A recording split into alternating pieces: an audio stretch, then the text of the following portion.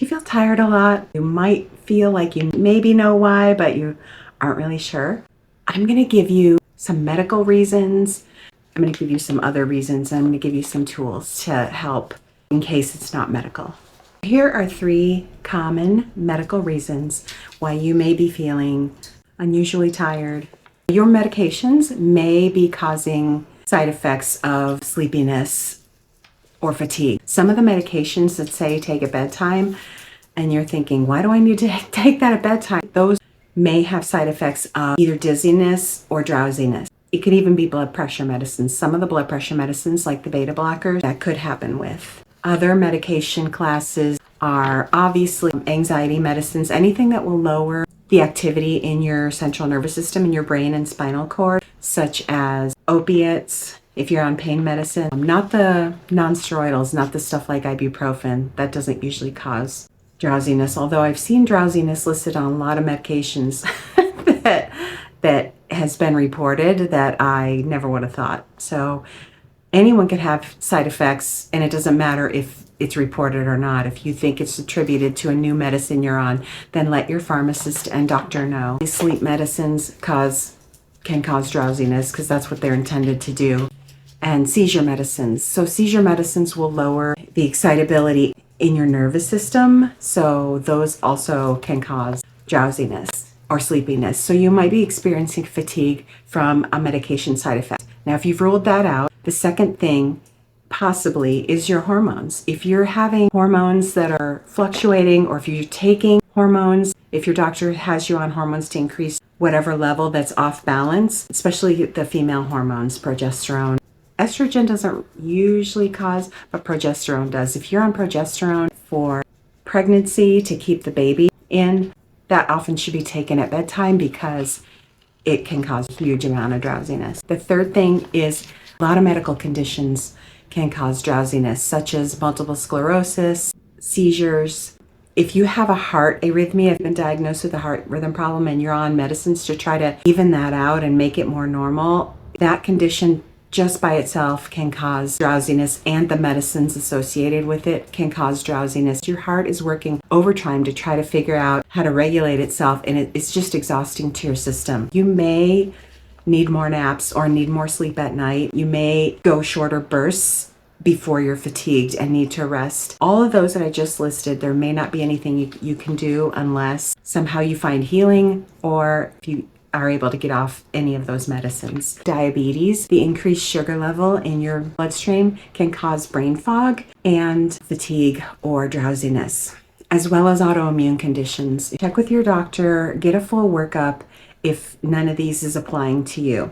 Here's the coach part of it that I want to offer you. Our thoughts create our results. Our thoughts create our feelings. Let me show you. I don't know if you'll remember this, but years ago there was a sitcom, Seinfeld, and they were talking about how certain days of the week had a feeling. Monday has a feeling, Thursday and Friday has a feeling. If you work Monday through Friday, how's your Sunday? How does your Sunday night feel? Do you feel anxious? Do you feel stressed? Do you try to stay up really, really late because you are trying to stretch your weekend out so you can maximize the amount of you time and free time that you have, and then you're tired on Monday morning? That is your thoughts about whether you enjoy your job, whether you're enjoying going to your job, etc. And how do I know? Because I used to work overnights. I used to work 8 on and 6 off. So I worked 8 nights, 10-hour shifts. I would get 6 off. And the first night I was okay. The second night I was kind of tired all the time.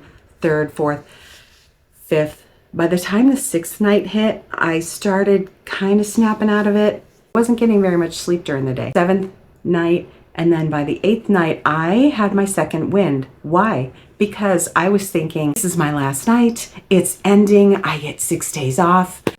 So that may happen to you too. That's probably why Friday has a feeling, because the Friday feeling is, woohoo, the weekend's coming. Woohoo, the weekend's almost here. Woohoo, my last day of work before I'm free for the weekend, or free for the week, or free for my vacation, or whatever. This is why the days of the week have a feeling. And sometimes when we have a Monday holiday, it feels like Monday's your Monday and then Tuesday's your Monday. So, or if you have a holiday in the middle of the week, like let's say July 4th is on a Wednesday or a Thursday, and then you go back to work the next day, it feels like you had 2 Mondays that week, doesn't it?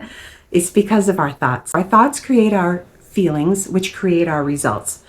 So if you can think differently about things, that's what I want to teach you. Other thoughts that will create results that cause tiredness, fatigue, unintended negative things that you don't want to feel. If your unconscious thought is, I want to make sure people like me, you might not even be realizing you're thinking this. You're just doing stuff that you want to make sure people like you. You don't know it, or maybe you do know it. I want to make sure people are taken care of. I want to make sure everything's perfect first before they get here or before I do this. If your unconscious or conscious thoughts are anything like that, here's what happens. We internalize it, take it personally if somebody criticizes us because we tried to make things perfect or we tried to take care of them. It's more ending up transactional. It's draining our energy. We feel deflated because we tried to make things go well and go in our favor, and they did not. We can't control other people with our intentions. We can't control the way they react or the way they respond to us. Everyone comes in to any situation with their own personal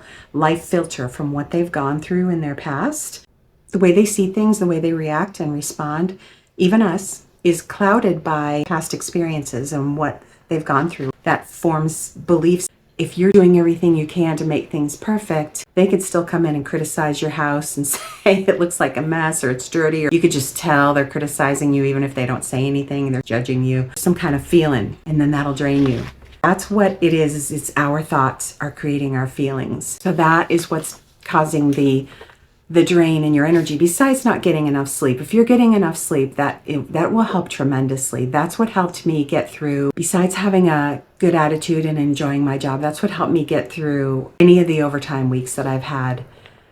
We had to work 52 hours for the last 2 weeks. 52 hours last week, 52 hours the week before, and this week we have to work 50. Lots of overtime during this season in my job, and I did well, but I got plenty of sleep. Even my chiropractor said, wow, you're normally out of alignment by the time you get back to see me, and you are in alignment for the most part. I'm sure that it was because I got enough sleep and I was doing my exercise that I was supposed to be doing. Here's your actionable tool. I'm going to give you a 3-step bedtime routine, and you have to start around 45 minutes to an hour before bed each night. The first thing I want you to do, set aside 10 minutes or so to just dump out everything in your brain that you're thinking about, everything that happened during the day. Here's what happened during my day. Here's what I thought about it, even if it was good or neutral, especially if it was bad, especially if you have bad feelings or thoughts about something that happened. Dump it all out on a piece of paper, or if you like to type. Some people like to say it in their voice recorder in their phone. In my experience, it works better if you get it out through your hands. Once you're done writing down your day, getting all your thoughts and feelings about everything that happened, I also want you to write down your top 3 things for tomorrow that you would like to get done, so that your brain doesn't have to cling on to it, wake you up in the middle of the night to remind you in case you forget. You've got it on paper. You've got it parked safely so that your brain can rest knowing that it's safely parked there for tomorrow when you can remember it or go back and look it up to see what you need to do tomorrow. It's a weird trick, but it works. It'll help you get better sleep at night. After this, 15 minutes of post-game eval. Look at what you wrote down, or think about what you wrote down about your day, and write down what went well.